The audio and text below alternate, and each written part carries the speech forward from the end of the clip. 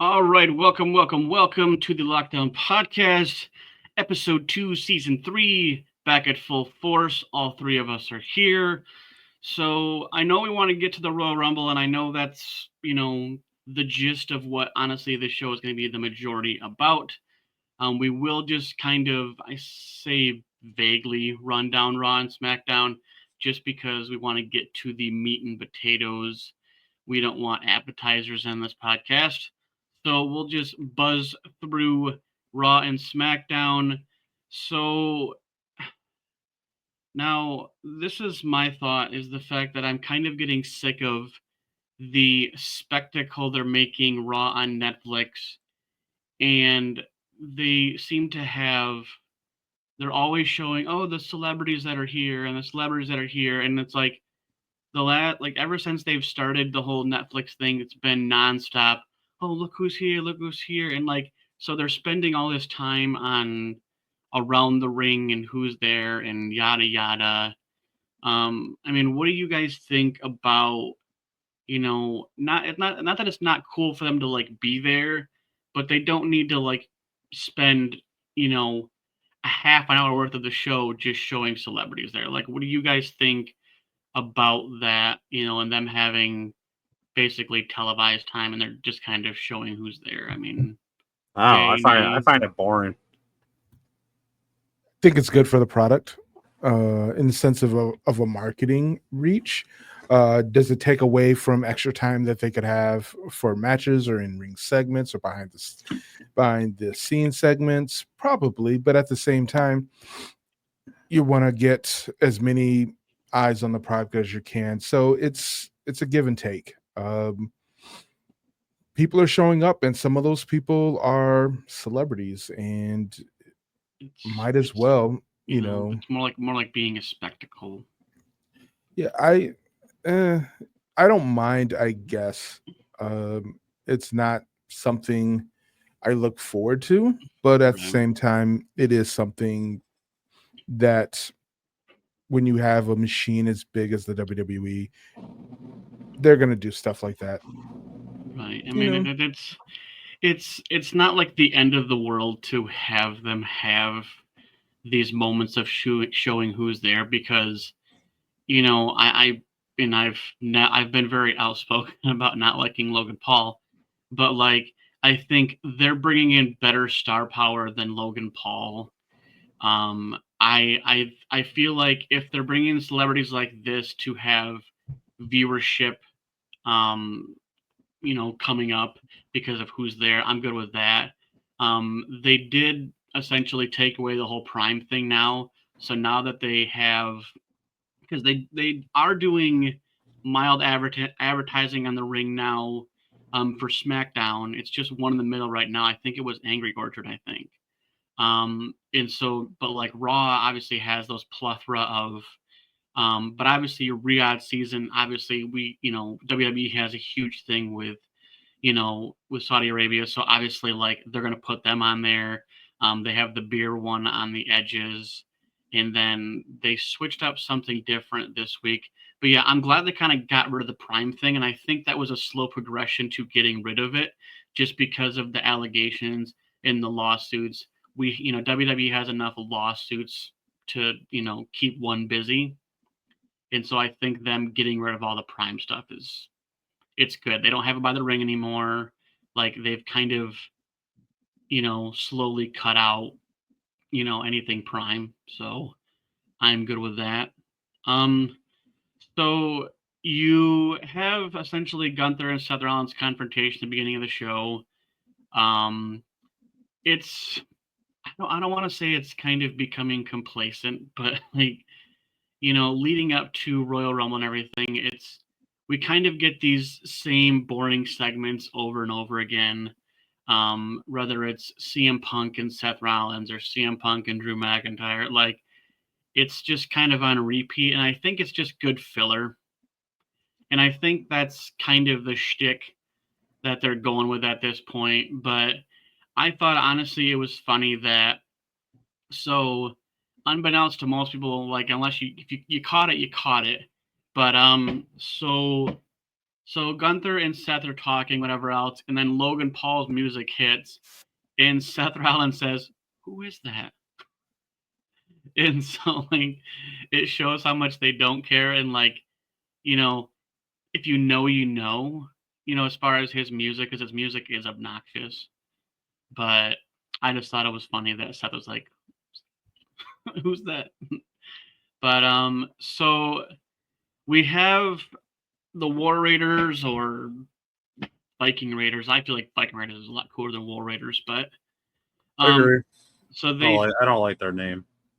So they face Dominic Mysterio and JD McDonough, and if you didn't watch it, you might want to go back and watch it, because like all like whatever aside of me feeling a certain way towards JD McDonough, but boy took a crack, okay? Like he overshot a overhead moonsault outside the ring, basically landed on his shoulder blades, smacked his head on the table. And this is a table that's solid now, okay? This isn't a table that's made of cardboard and duct tape, okay? Like this table is solid now, so the announcers, you're not getting those through the table thing, at least right now. We haven't seen it yet. So like, to how he hit that thing was absolutely insane. And so he's going to be on the shelf for a couple months. So all feelings aside, I hope that he heals up. I hope that it's nothing too serious. I think it was some broken ribs, I think. And They said he had broken ribs and a punctured lung. Whew. Yeah. So wish him well. You never want to see anybody get hurt, in the Not business. that bad. That was not like that. I was watching that thing in real time, and I was like, and he, and you know what, and I chalk it up to the adrenaline that he had going on to finish the match. Obviously, like off TV, he basically fell, kind of going into the back entrance, and so like, wish him the best. Get up, get healed up. Take the time you need. We'll see you back when you get back, JD McDonough. So, so again, with this whole Netflix thing, and they're basically kind of always having these, these segments with people outside the ring, celebrities and stuff like that. And so now it's now even Xavier's family thinks they suck. Like, I absolutely love that. Like, not only is Kofi's mom like, nah, son. Now Xavier Woods' family's like, nah. And so you had, I think it was Little Yachty, and then Xavier's family all wearing New Day Suck shirts. So I thought that was funny. like, I love it, honestly. Like, I think that the amount of flack these guys are getting, it's it's like that heel turn that happens really fast. And I don't even think it's even really heel.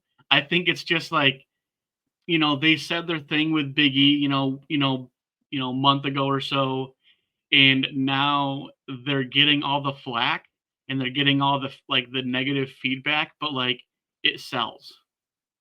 And I think that's the biggest thing, is that Xavier and Kofi are veterans of the game, and so like, to like be able to take in that much heat, like, I guarantee you they go back and they're like, man, we did it again. So yeah, so I honestly love it. I think it's great. Jey Uso obviously, declared for the Royal Rumble, blah blah blah. So now this is what really drives me nuts, is, I think a lot of people feel the same way, is that, so when you are a champion, and like, it doesn't have to be top tier, but like mid card and like tag team belts, if you beat that person or that group, you should win the titles, and not do this you have to beat them twice crap. Like, because Liv Morgan and Raquel beat Bianca Belair and Naomi, so they should be champions. I don't like it, but I feel like these matches, that if you're the champion, then your titles aren't on the line, and then you take an L. And I just wish for the sake of like fluctuating championships that they would get rid of all this crap. Like, hey, if you beat the champs, you are the champ. Like, I don't like it. I mean, I don't know what you guys think. I mean, yay or nay? I don't know. I don't know. Um I think it gives a good reason to run it back. It's like, well, we beat you for without the titles. Let's have a championship match. Yeah. All right, now you have a reason for them to run it back, as opposed to always going back and forth between two teams or two champions. So I don't mind. I guess I don't mind. It's when it becomes like for a month, that's the only tag team or Yeah. only championship match that we see. Then it's like, all right, this is going on too far. This is too much. Yeah. Yeah. Outside of that, yeah, I don't think I mind. I don't think I mind I too much. mean, as long as it leads to, something, right after that happens, right? Because I mean, I think we had that situation when I think it was Sammy and Jay, I think, had that against the tag team and they Mm, had beat them or whatever. And then they kind of just, they mulled over the storyline and ended up just going into something else. And it never really got brought up again. right, And like, right. I like do now remember when that. when Yep. they do that, that's kind of stupid. But Yeah. I guess, I mean, yeah, like you said, if it works into a proper storyline, like I'm good with that. Just don't piddle away this, like the significance of them beating them. Now, I mean, Judgment Day, honestly, right now, I feel like is you're already seeing the cracks, and so I think it's, I think because I know we talked about like it kind of Royal Rumble kind of being like the separation of things for Judgment Day. I don't think we're quite there yet. I definitely think that there's mild cracks in the armor of Judgment Day, but I think we're gonna honestly get them for well past WrestleMania, unfortunately, because I feel like if they were gonna break it any time soon, they would have done it now. I think the JD McDonough thing, I think, kind of put those plans on halt. Yeah. Um, Yeah. so and so you change things up, and that's something that happens in WWE, like where someone gets hurt, you change the plans or you have backup plans, and now we're just gonna have to kind of ring this chamois for a little bit longer, which I'm good with. Um, it's it's good filler. I mean, it really is. Like I think that's the majority of honestly shows is just filler. Like we have like three, two or three matches that are actually on the card, and then a couple that happen throughout the night. And I think that's just the recipe. So, um, so obviously Paul Heyman comes out to basically obviously Roman Reigns is declaring. I think he said that like a couple weeks ago. I But knew he was going to be the cover of it. This is, I think, yeah, his Yeah. second or third time on the cover. yeah. I thought it was funny. I thought like, but like I chalk it up to Drew McIntyre though. Like he kind of had fun with it, It's like, and then he's Paul, like, you're "Look, on you're it down too. there. You're on there too." Like I don't know. Like I'm beginning to like continue to like the evolution of Drew McIntyre. Um, it's it's like he has his moments where like he's being a dick and he's really like aggressive, and then there's other times that almost like he's got like a little sprinkling of our truth, and so he's kind of making jokes about things, kind of cracking jokes about things, and I think it's good to have those little bit of breaks in your character. you know it just makes it more fun. I mean, that's just me, but so Drew McIntyre basically ends up facing Sami Zayn. Obviously defeats Sami Zayn, which I think the record I think was like 0-11. I think so.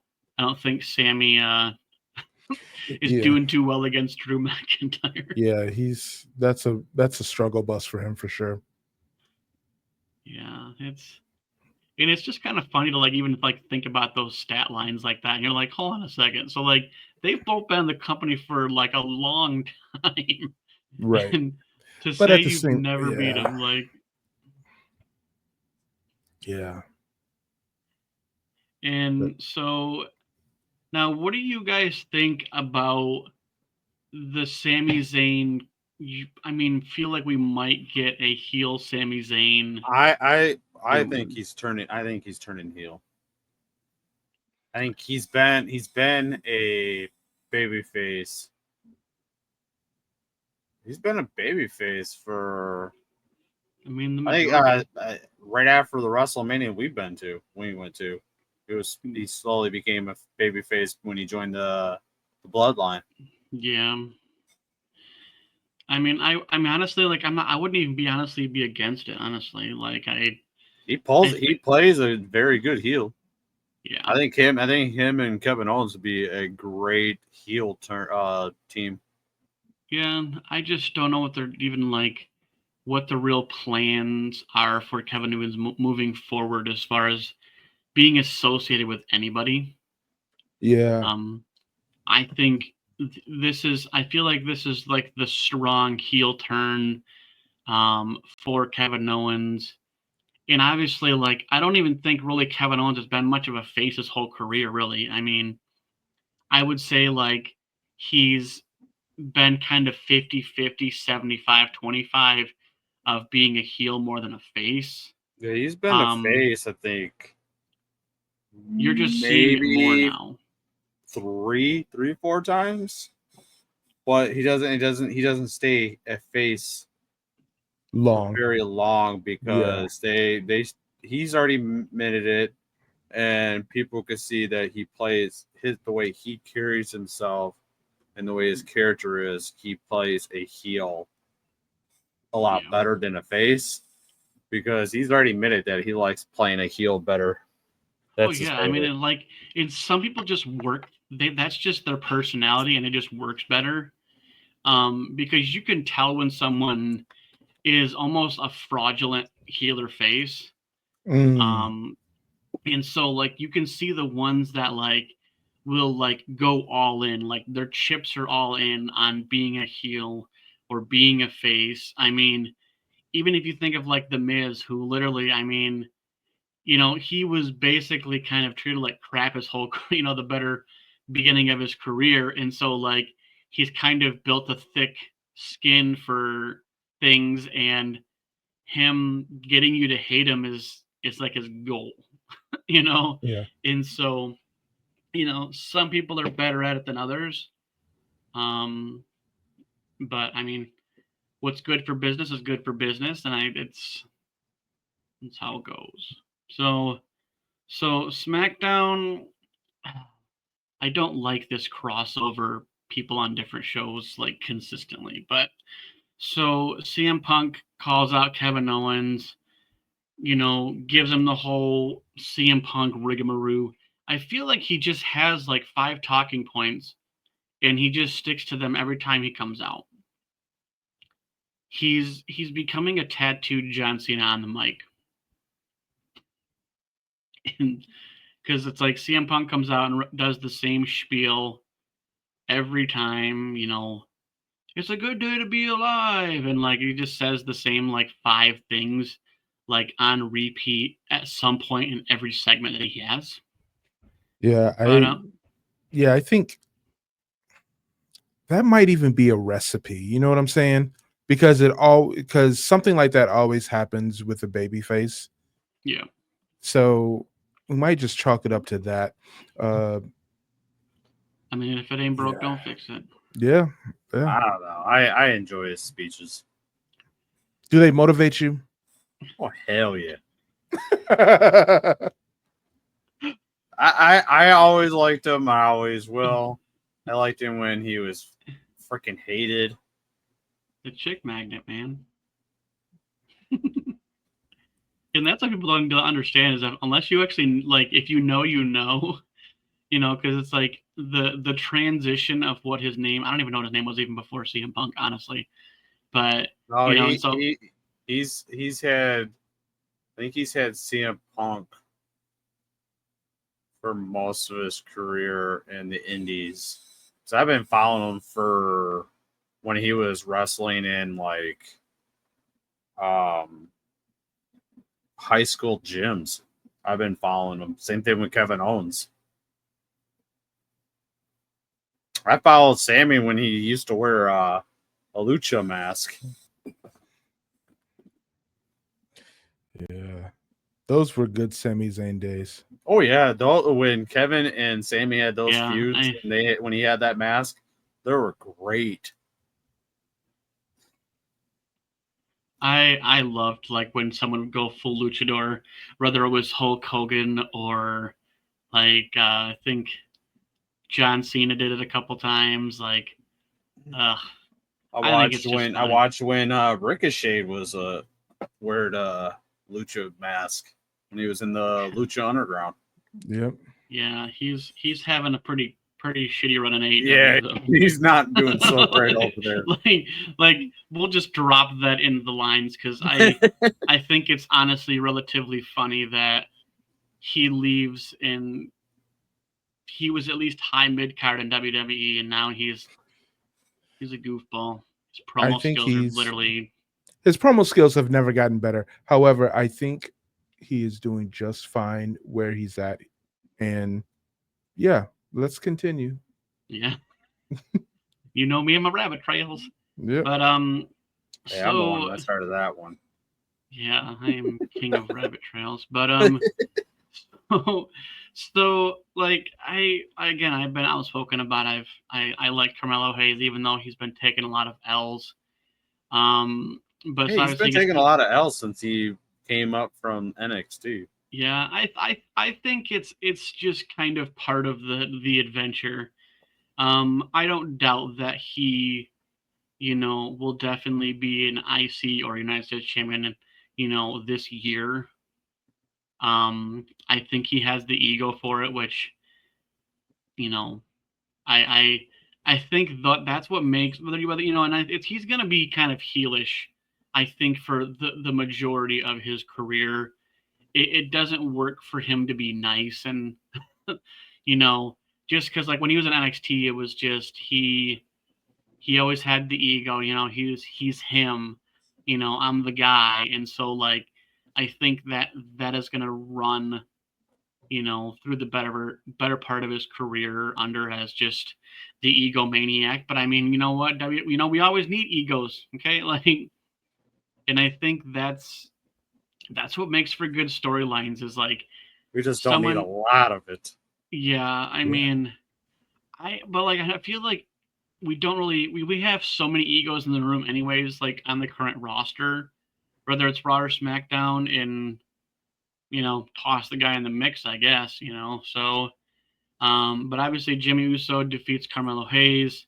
No honest to God surprise, but I think it's kind of nice now, and I think we've all noticed ever since Solo lost that one, he's not around, and two, like now we've seen the bloodlines kind of dissipate, and so I think that was a good breaking point because now we're not getting oversaturated with whether it's the OG bloodline or bloodline 2.0. Now we're starting to like get that dissipated, and I feel like it's going to dissipate at least, it's, been like a month, a couple weeks or whatever. And so I think we're not going to get anything like the faction wise. We'll get the wrestlers. That's fine. Like, I don't care if you have Tama Tonga and Jacob Fatu come out or, Jimmy and Roman or anything like that. But I think we're kind of outside of that finally. And I'm glad that like we're able to kind of, have that breaking point and let things dissipate. But I will say though, the promo by Jacob Fatu again, dude is insane on the mic. Oh yeah, he has great mic skills. He is scary on the mic though. Like this dude's cutting promos that like 20, They're 30-year very veterans can't cut. And obviously, yeah, he's not they're a slouch. very aggressive. Um very aggressive and very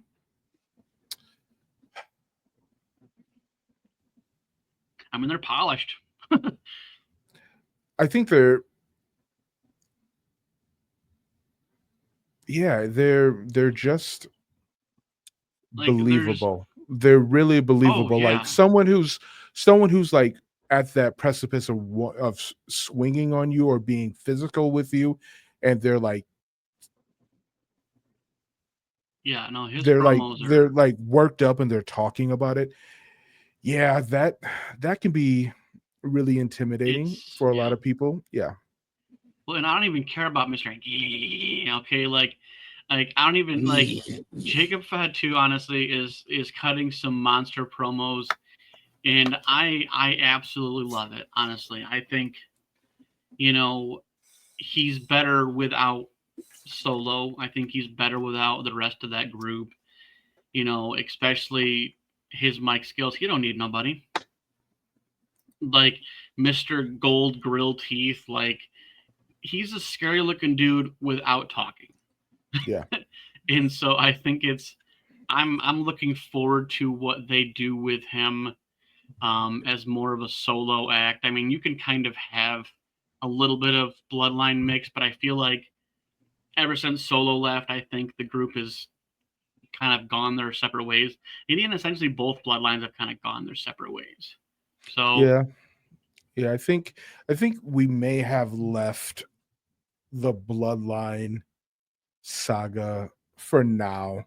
I think probably what I would like to see is just what Roman Reigns can do and like yeah, rebuild his bloodline or rebuild the family and going that route. And I think we might get a year of him doing his own redemption arc and that sort of thing. And you know, I think we do get a Jacob Fatu Roman Reigns match. Um oh, after Oh, Royal Rumble, yeah, definitely. yeah, yeah. at some particular point. But But like I'm for it though. Like I'm all for like the individuals doing their own bidding versus the conglomerate of four people and all this intertwining. Like let yeah. them cook by themselves. Hmm. And especially with Roman Reigns kind of reinventing himself, like because like the tribal chief thing, it was almost like a segue for like the bloodlines to dissipate more than it was about him being the tribal chief. Like he still has the moniker, he still has the Ulafala, like he has, but it's just it's different now than it was 2 years ago, Right.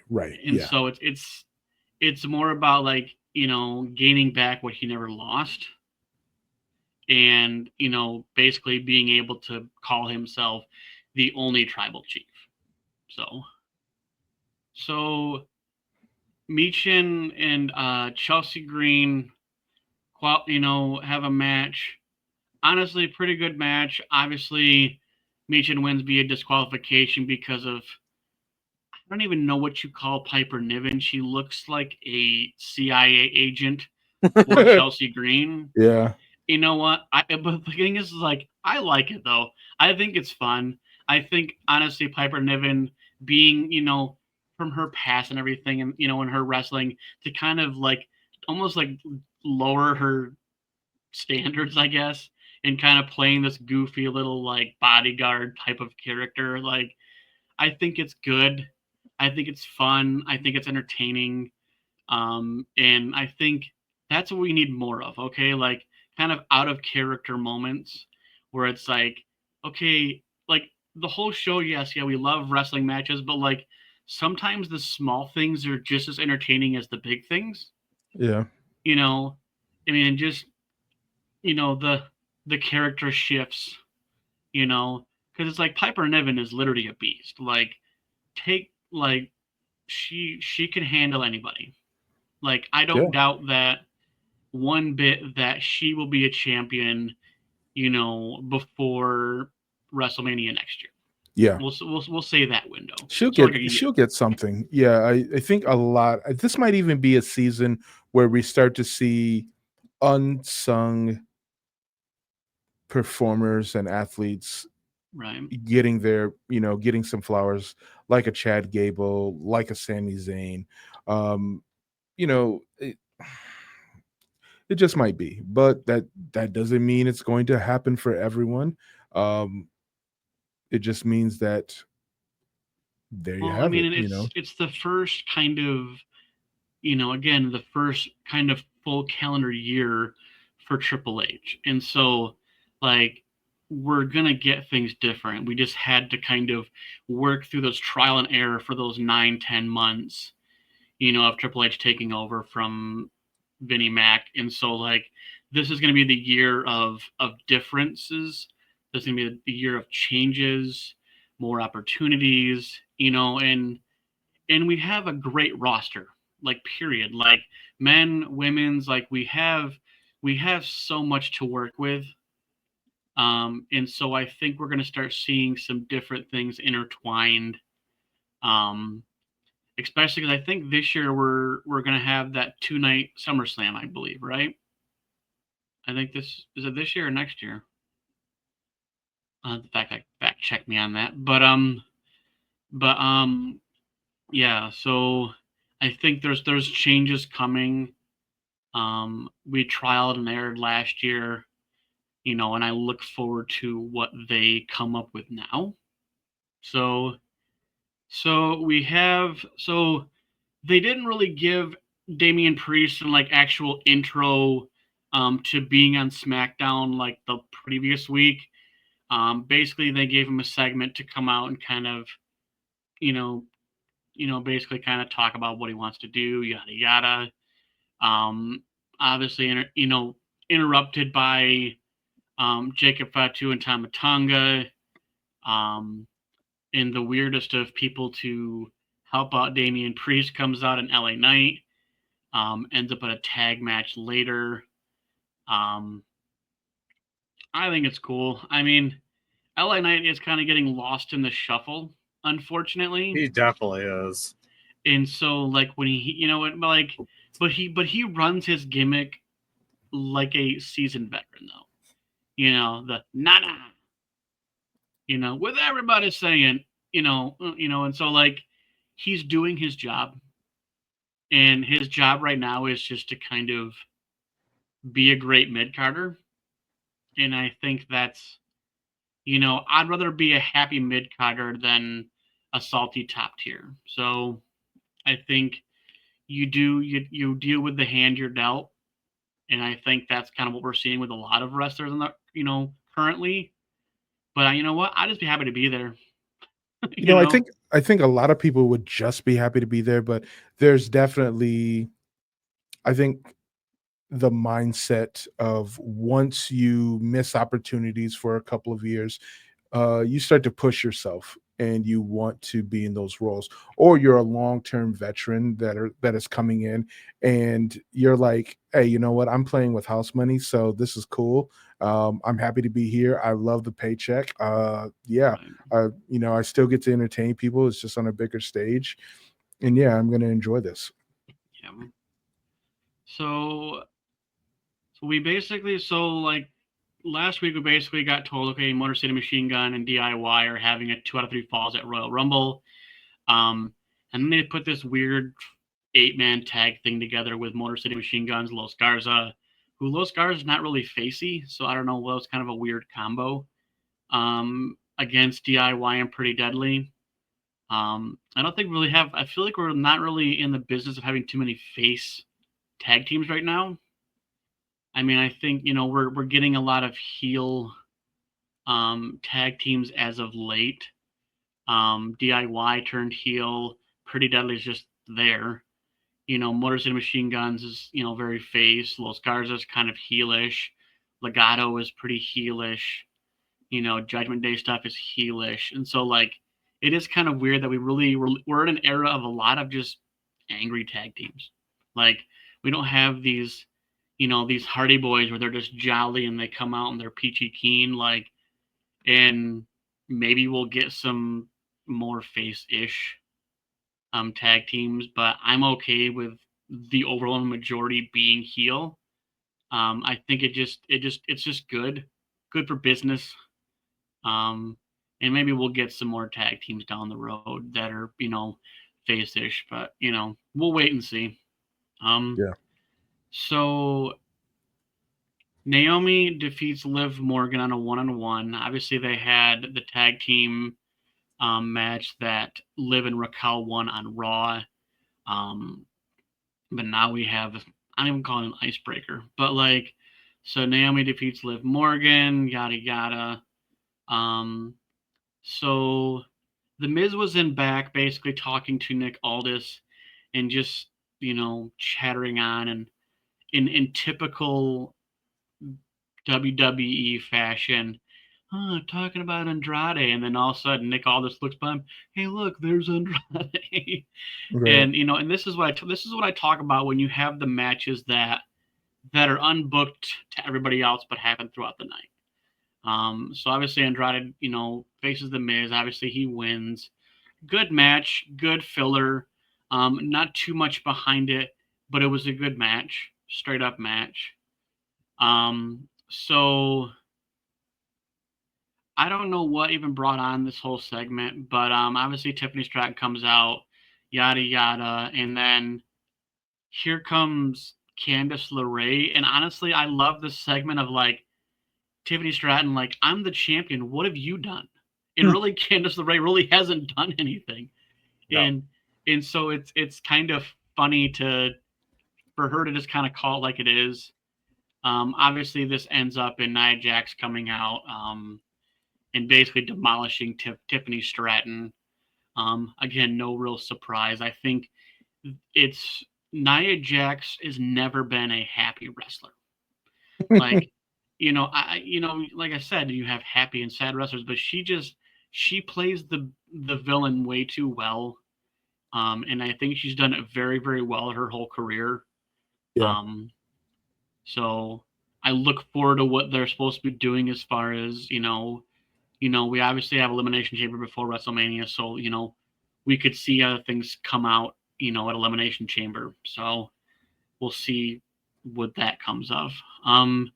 So this is the match I was talking about with Damian Priest, LA Knight, and Jacob Fatu and Tama Tonga. So Tama Tonga gets, so they lose, but Tama Tonga gets pinned, not Jacob Fatu. So I can't honestly remember. I don't think Jacob Fatu's had more than a handful of singles matches, and I don't think he's lost. So he might have lost this match, but he didn't get pinned. And that's significant because that means essentially, yes, you got beat in a tag, but honestly, Jacob doesn't have that deep of a record, and I don't think he's lost to anybody. I think he's beaten Braun Strowman. I think he's I'm not sure exactly the list of people he's faced in singles, but he hasn't lost.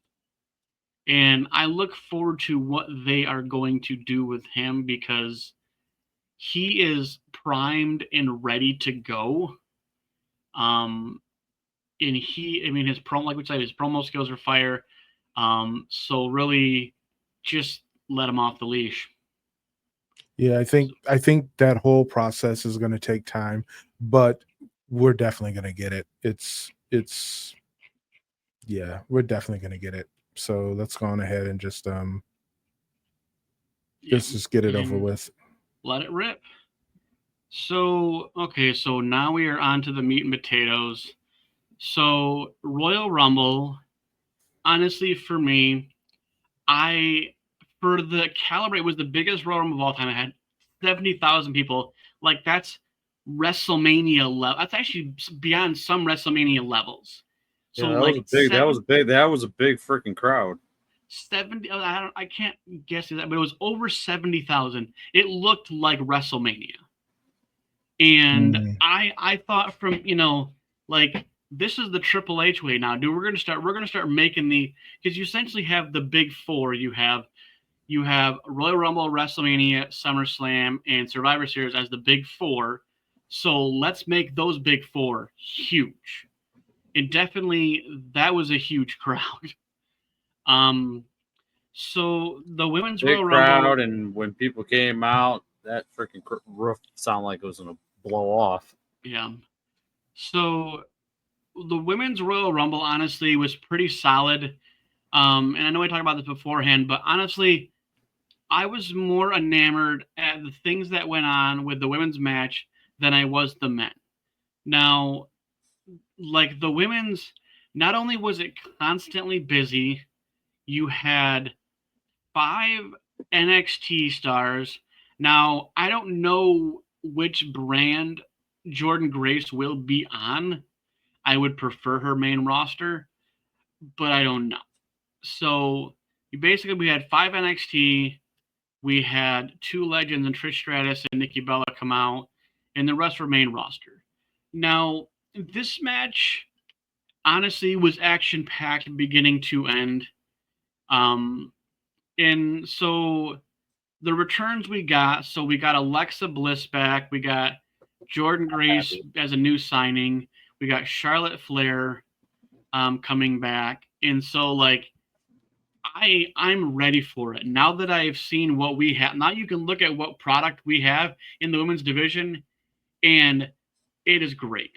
Okay, like I mean, even honestly, like BFAB kind of, for that literally probably 10 months of really just insignificance, just kind of not doing anything, and to basically pair her with Michin, who obviously is a veteran who's also been lost in the shuffle, and now they have them, they're presenting them now, and I think it's great because we have to look at our depth. Okay, you look at the depth chart of the women's division, and you have plenty. And I'm sick of them running back the same things over and over and over again. Now, I don't care that Charlotte Flair won.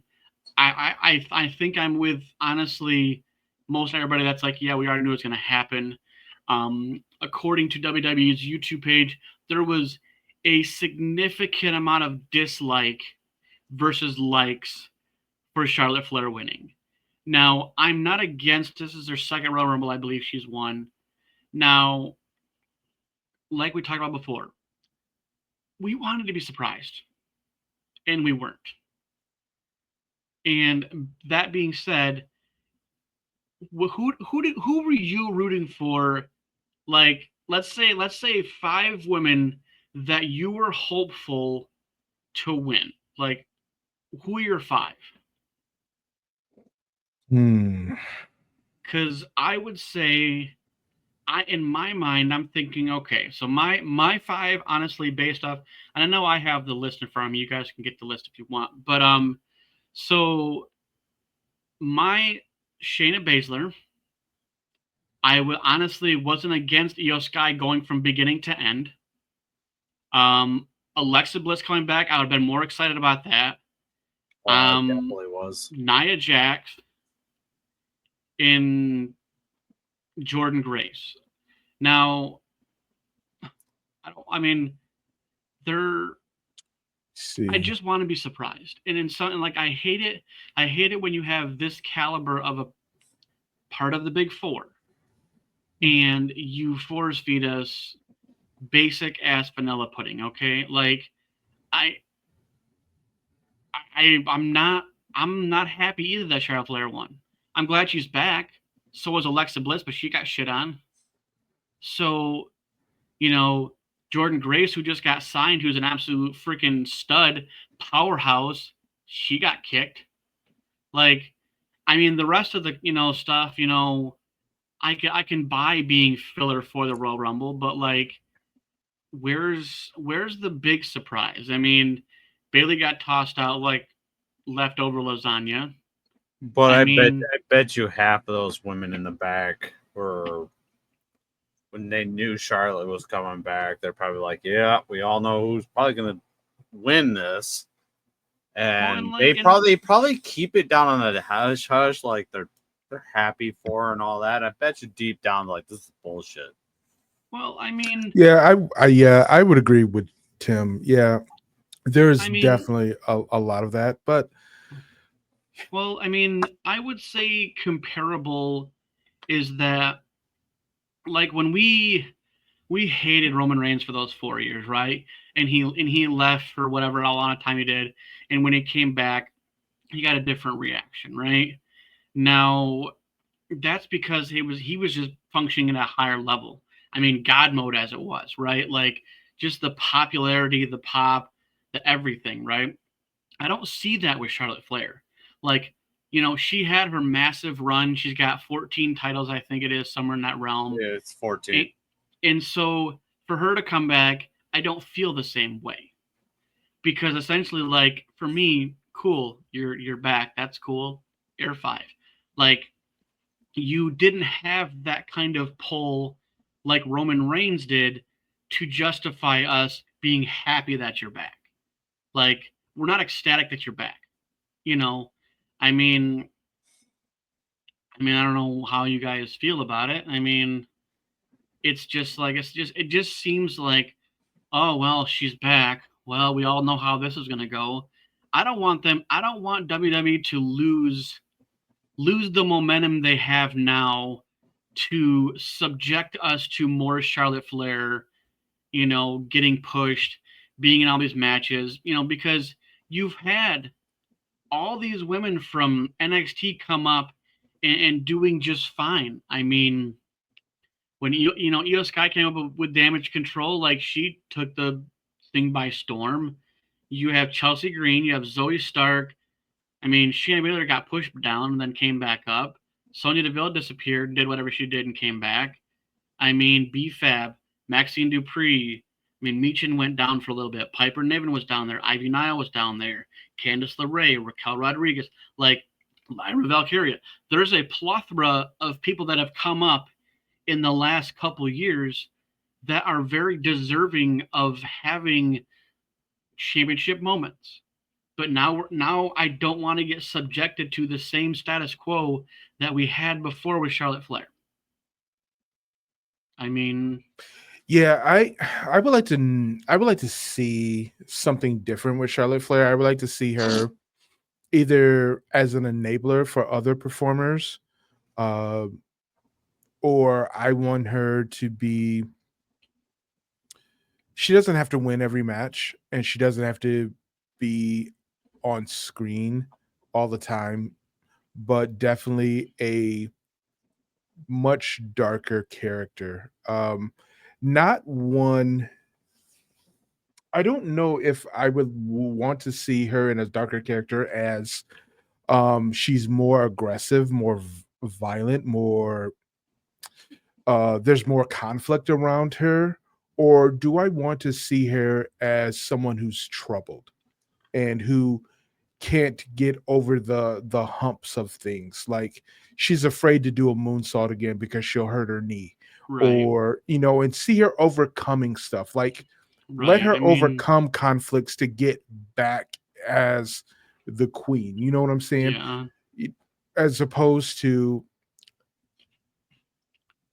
just being an evil version of Charlotte.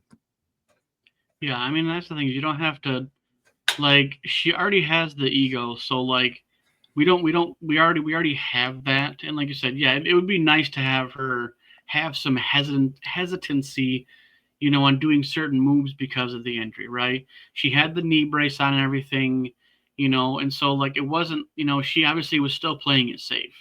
There wasn't that pizzazz. Obviously it's Royal Rumble, so obviously you don't get like too much time to dink around in the ring. But it was definitely, she went to the ring in a slower pace. She was kind of taking in the moment, and yeah, I mean, I definitely would like to see her kind of, get that hesitancy. And honestly, I wouldn't be against her losing at WrestleMania, right? Like, let's say you got that opportunity.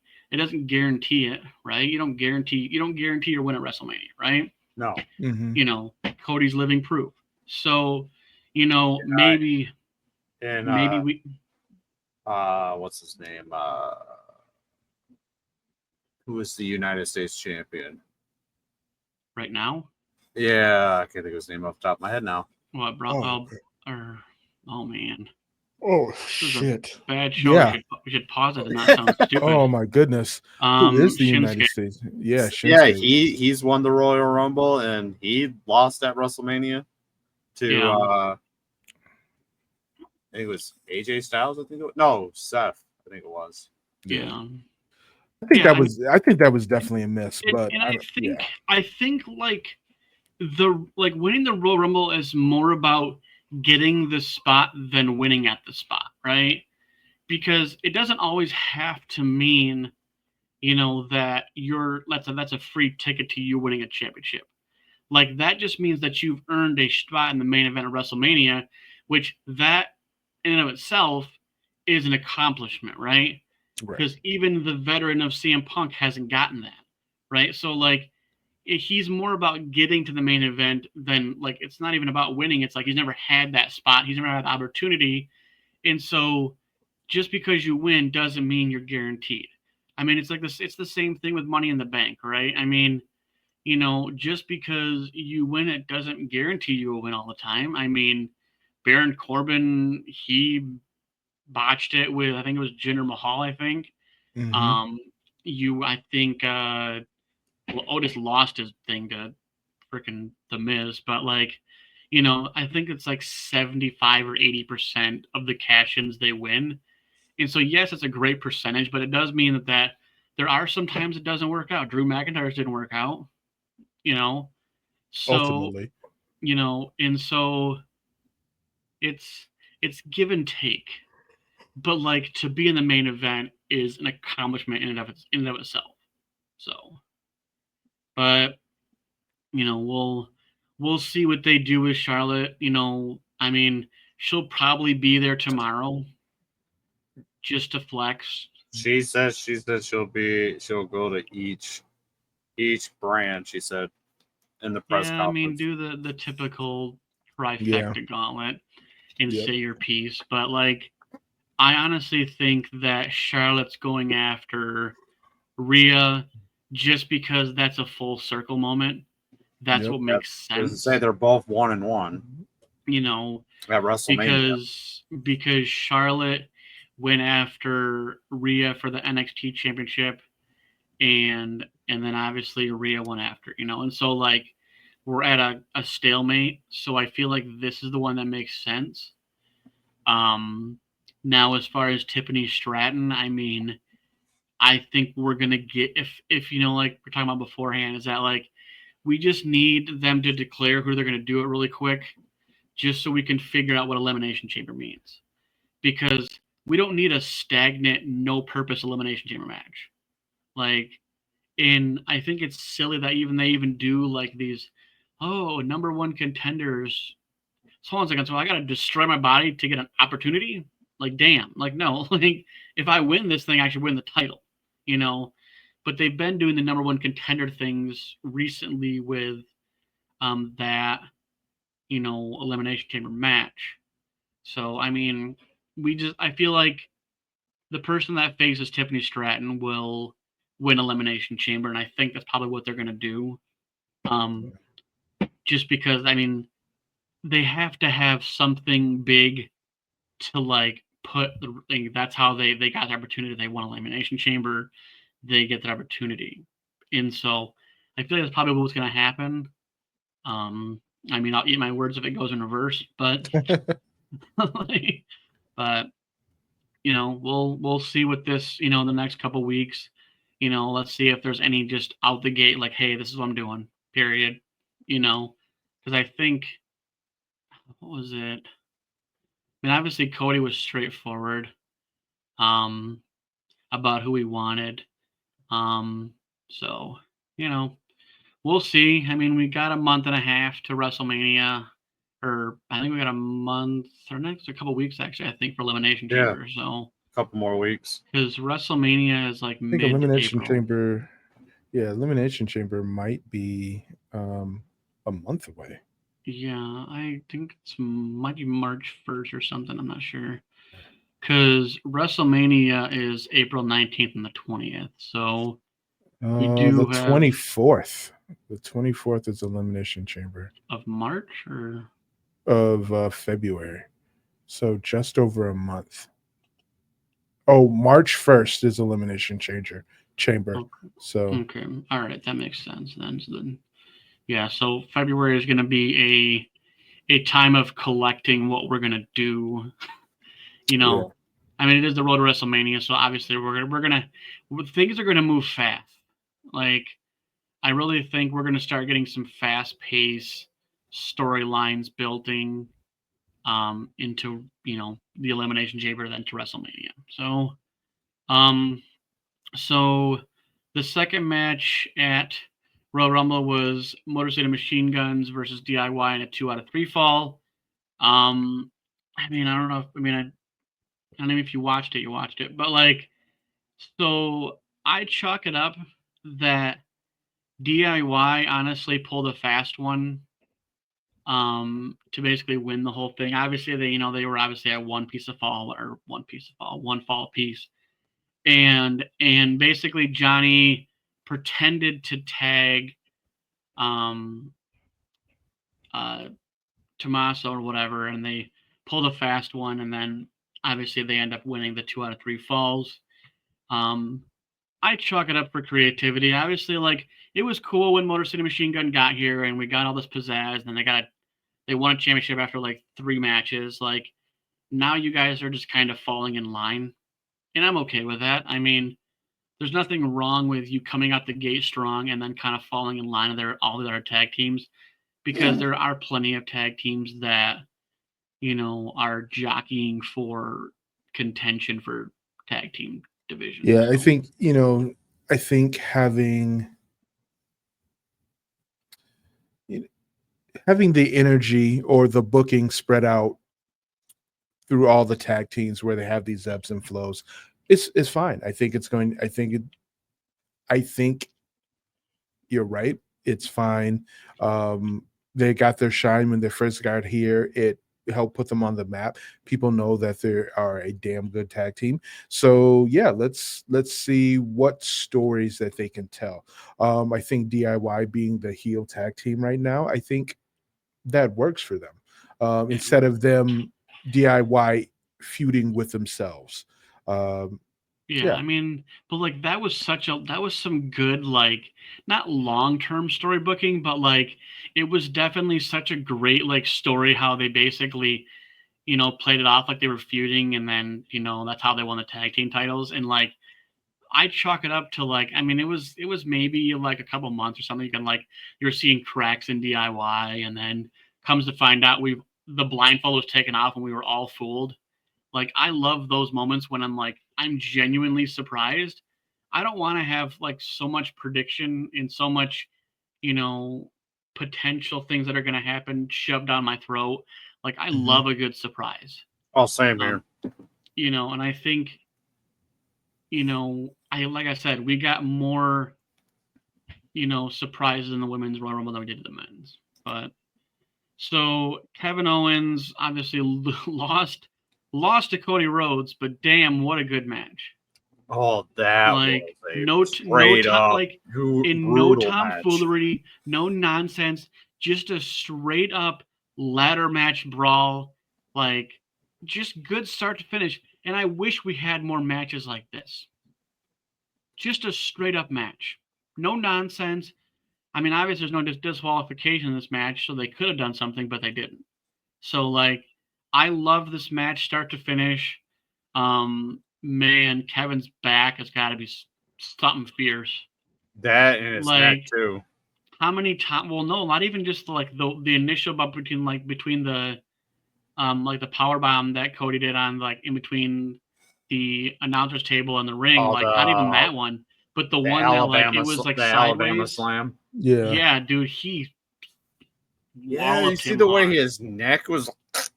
Dude, like, man. And this is why you can call wrestling what you want, but I want to see you take that and get up and keep going. Yep. Not a lot of people are going to be able to do that. Yep. And I don't know if you guys have, I mean, obviously if you haven't like watched it, like Frederick hasn't watched like the whole full thing, but like, it's so funny that they are honestly throwing daggers at the NFL.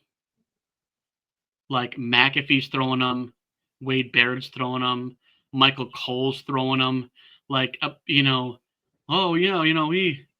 You know, these refs are as bad as the Kansas City Chiefs refs, and it was like they're dogging so bad on the NFL right now. It is hilarious. Oh, I Like, think it's fucking It's funny. it's freaking hilarious, and it's so funny that it's like casual conversation on commentating to basically dog on the NFL referees. Like clearly this see now even WWE is making fun of y'all. Okay, like not just the whole freaking NFL fan base. No, now WWE's getting their shots in. Like that's how bad it is. Okay, like that's bad when now. Is he gonna come out and try to sue them now after he's trying to sue Tom Brady for it? Oh, dude, I love Tom Brady. I absolutely adore. I'm starting to like him for that. Like I know you guys will feel a certain way. Obviously, I'm a huge Tom Brady fan, but like I think the fact that he's not holding back, and he's I mean, obviously we're getting away from the topics here, but like the fact that like you gotta be able to protect yourself. You can't. You just can't.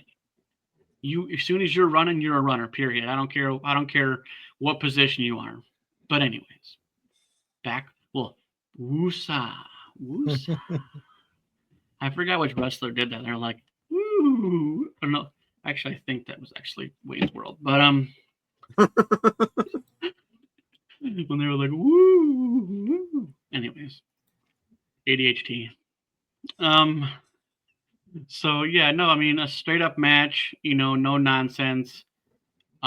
So men's Royal Rumble. It had, the anticipated amount of star power. Like this was honestly the most star power in a Royal Rumble like ever. Like ever and period. 2025 Royal Rumble was the most stacked Royal Rumble that's ever been put together. And I think that's why there wasn't legends.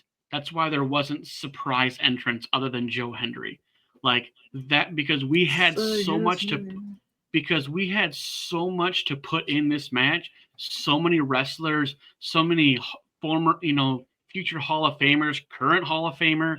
Like I thought, man, because like I was thinking about that in my head. I'm like, okay, they didn't have as many of this, and this. They had no NXT. No, because this was just a straight up baller match. Like this is an A+ level of, wrestlers in the match. Penta lasted like 42 minutes, I think it was. Like what a good way to do your first Royal Rumble. I mean, the only real goofy thing is when Carmelo Hayes got eliminated. He's walking back, and Akira Tozawa comes out, and he does like a most basic hit him in the back of the head, and I'm like, it was so stupid. I'm like, he literally could have just got up and walked to the ring, and got tossed out. We would have been fine. No, let's put ISO Speed in the freaking match in some damn Crocs. Like, other than that, other than that, good match. Good old Ludwig Kaiser lasted a whopping 2 seconds. Coming up just a little bit longer than Mr. Santino Marella, but at 1 second, which I feel like he's in second place now. He's the second best. Like, and Ludwig was literally like sitting outside the ring and everything, trying to oh, this is the smart way to do it. And he's all like this, and then as soon as he gets in, he gets eliminated. Like, I'm sorry, that was funny. But yeah, I mean, like half of the beginning half was just filler. The second half of the wrestlers were stacked. I mean, let's see here. Pretty much okay. So after Ludwig, obviously you had Sheamus, but like, so I literally have them written down in order, right? After The Miz, Roman Reigns, Drew McIntyre, Finn Balor, Shinsuke Nakamura, Jey Uso, AJ Styles, Braun Strowman, John Cena, CM Punk, Seth Rollins. I don't care about Dominic, Sami Zayn, Damian Priest, LA Knight. And then I don't care about Logan Paul either. Like, that much in the ring. Like, there was a solid 10, 12 guys in there, after, essentially towards the end of it all. Like, just stacked. I mean, in the whole so Jey Uso won, right? Which again, people on WWE's YouTube page also shared their disdain for him winning. I'm actually all for it. I'm I happy. think I'm more happy about Jay doing it than I was Charlotte. Doesn't say I watched a video on YouTube of Jimmy sitting there waiting for him to come through the curtain with the shirt, Yeah. and Jacob Fatu was right there wearing an Eat shirt, cheering him on. Yep. Yeah. So I mean, I'm happy that Jay won. See, because this is the thing that we've been debating for months. And this is the thing is when I always said like, hey, he's main event Jey Uso, but he's not being in main events. So now that moniker has come full circle, and now he is main event Jey Uso. Yep. Yeah. And so this is the long-term story booking, and this is honestly the best thing for Jey Uso, because when he separated himself from the bloodline and he went solo, this is the moment that he was trying to build towards. Like, this was the moment that he's worked literally for 6 months. This has been 6-8 months in the works for Jey Uso, and I am ecstatic for Jey Uso because like now I can eat my words and be like, well, he is main event Jey Uso because he. Yeah. Yep. So smack me. They So better give him that damn title at fucking WrestleMania. now, you know what? I don't know I don't know if he gets the championship or he wins the championship. I do think him main eventing a match at WrestleMania should happen. But somehow, some way, I think there might be some shenanigans going on with it. I think honestly we're gonna get a run back of him and Gunther, and I think that it's gonna be an absolute barn burner. And I'm rooting like 110% for Jey Uso to beat Gunther.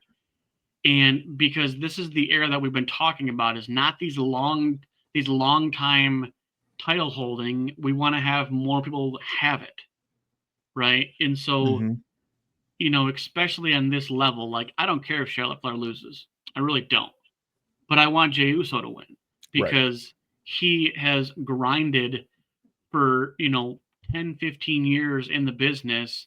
And he was always a tag team. It was always him and his brother all the time. Like, it took years for them to even like change the character so that you could actually tell which one was which. So like now that he's coming to his own and he's grinded, and especially for the last 8-10 months when he's been by himself and he's trying to recreate himself. He's trying to prove he can be a solo competitor, and I'm all for it. And I think that if this doesn't end in him with a title, it'll be a big miss to WWE, because hear me out. Yeah. Because the crowd is into him, right? He had 70,000 people yeeting. Like, he has the power.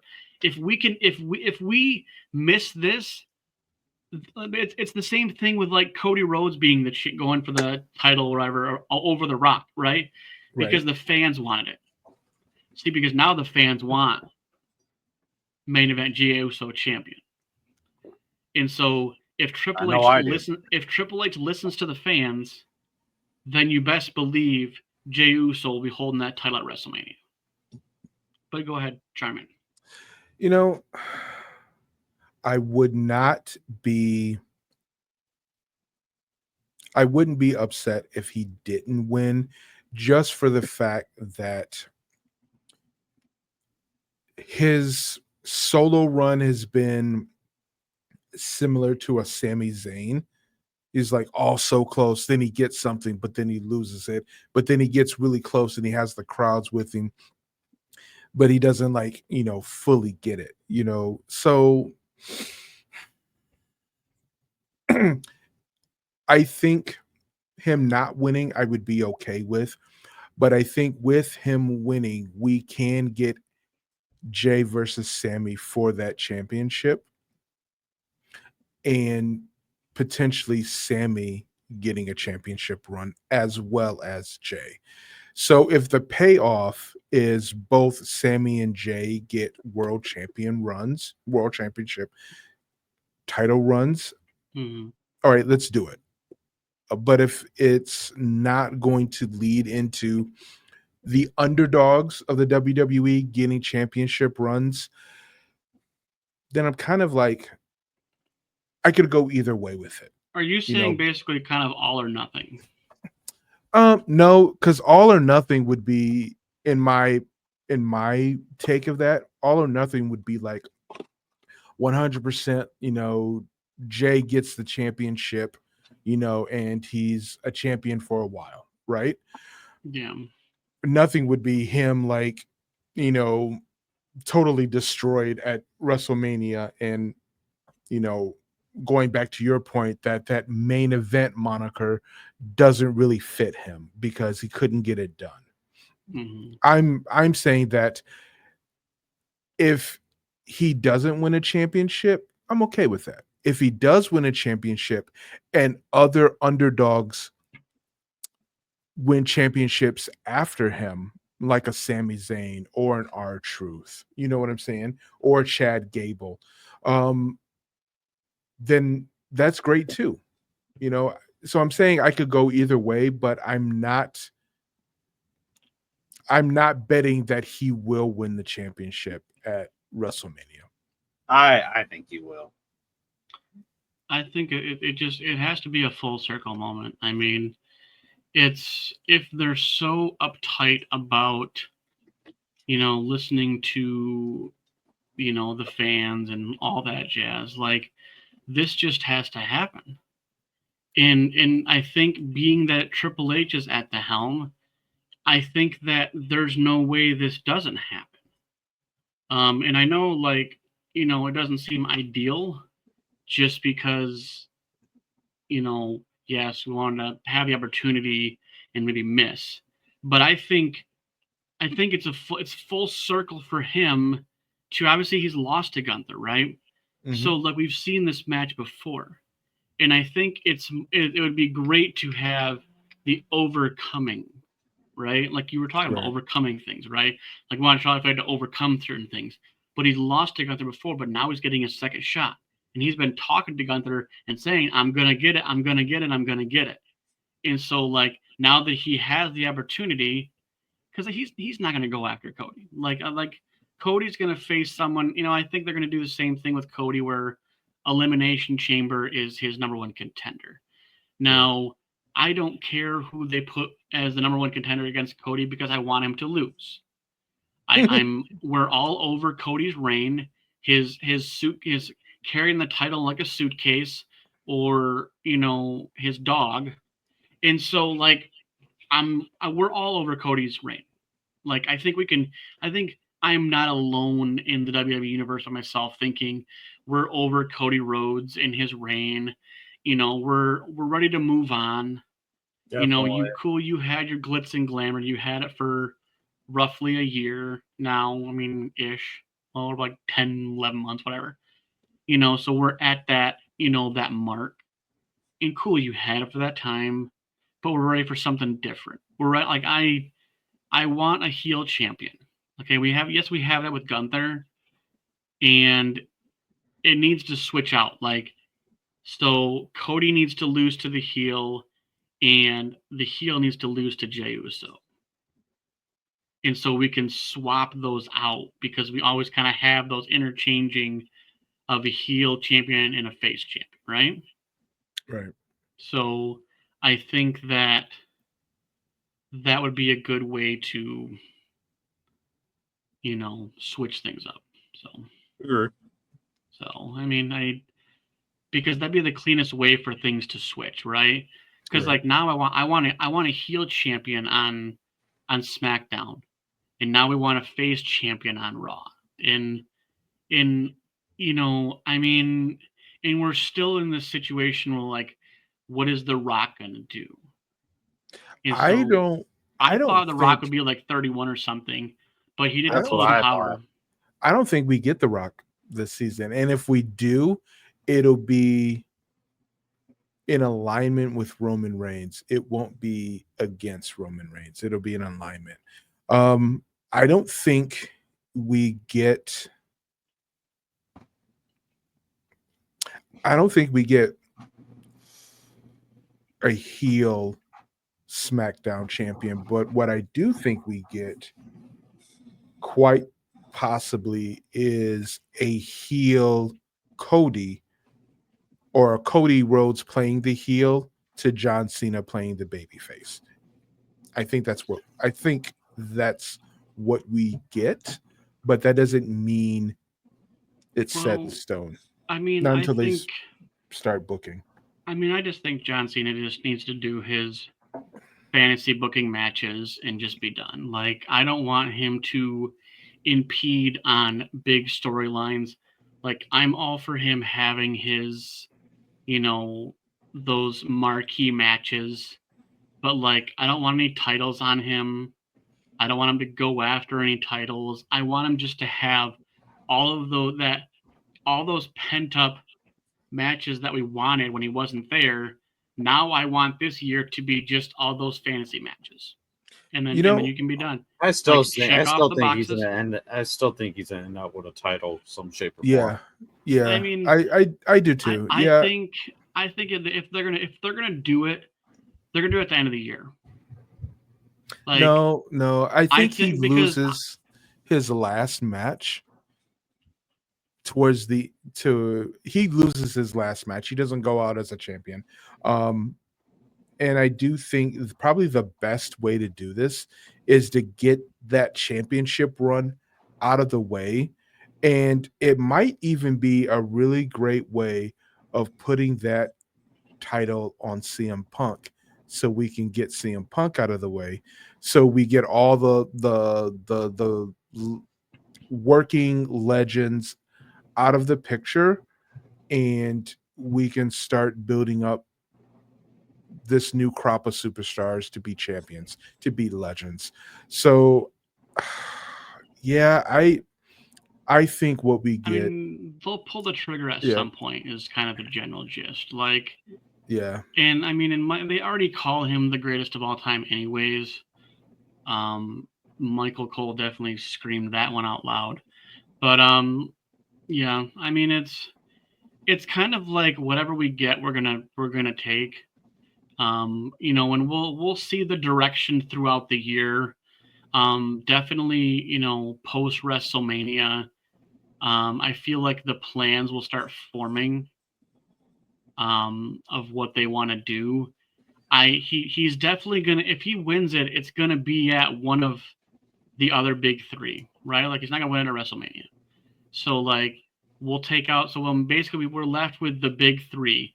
So which one does he win it at, right? Like, he's not gonna win it at like a secondary PLE, right?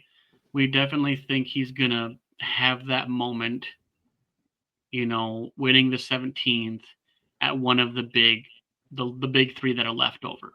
So yeah. For some reason, I just think they'd pull the trigger at WrestleMania. Because it gives enough time for him to have a championship reign, have a good story with him as champion, drop it to someone else, and then have these like. So he wins Elimination Chamber then. Yeah, so he wins Elimination Chamber. Yeah, I don't see him getting any. There's no other way to put him in a championship match without him winning at Elimination Chamber and just going ahead and just doing it there, having him win that, and then just having him have fun after that quick championship run. So WrestleMania to SummerSlam, maybe Survivor Series, if there isn't anything between SummerSlam and Survivor Series. I think if they're going back to Saudi Arabia, having the championship on him if he goes makes sense. Yeah, I would like to see him have his fun matches. Yeah.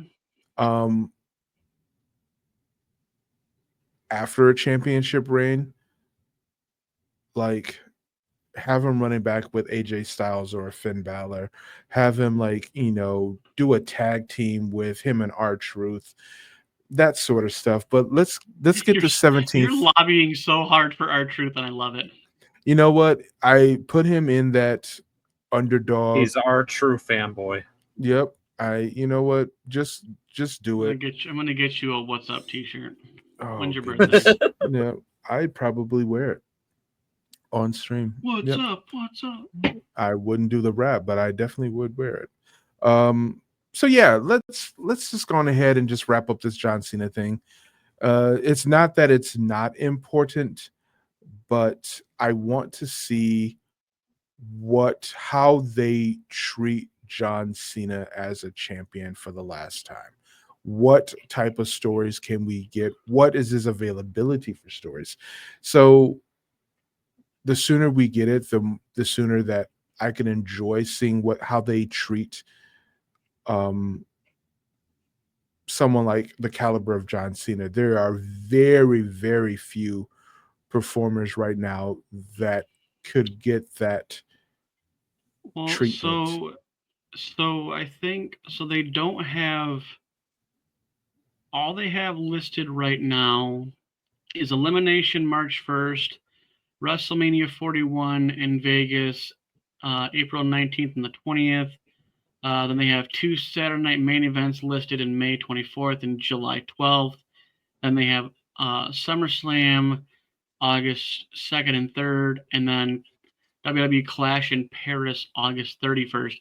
So they don't even have a Money in the Bank anything listed currently. Obviously, that's August. So, I mean, when did they have Money in the Bank the year prior? I mean, I think it was in June. So, I mean, if they've totally X'd out Money in the Bank, It's in July 6th. Yeah. July, yeah. So if they just flat ass don't even have a Money in the Bank, or they incorporate it into like one of the PLEs, because if they've not listed it and they've already listed things out till August, I feel like Money in the Bank will not be a PLE. It will be a gimmick at one of the other PLEs.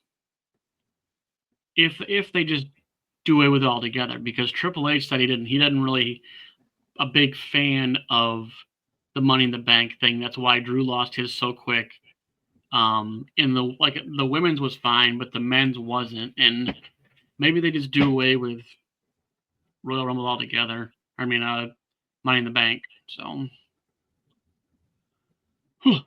but it's a massive wait and see game, as we always say, because card is subject to change, plans are subject to change. Right. Always do. We can pontificate and we can guess and we can hypothesize about how things would hopefully happen, but we only digest the food we're given. So, because those are the recipes. Yep. So, we'll put a proverbial pin in this doodad for tonight, and we'll see what happens this week, and we'll hopefully have more to talk about next week. Obviously, we're not too far. I mean, we're essentially a month away from Elimination Chamber, so we're gonna have 3 to 4 weeks to talk about that. We'll see what comes up. So I hope you guys all are doing fantastic. This is the Lockdown Podcast. Peace.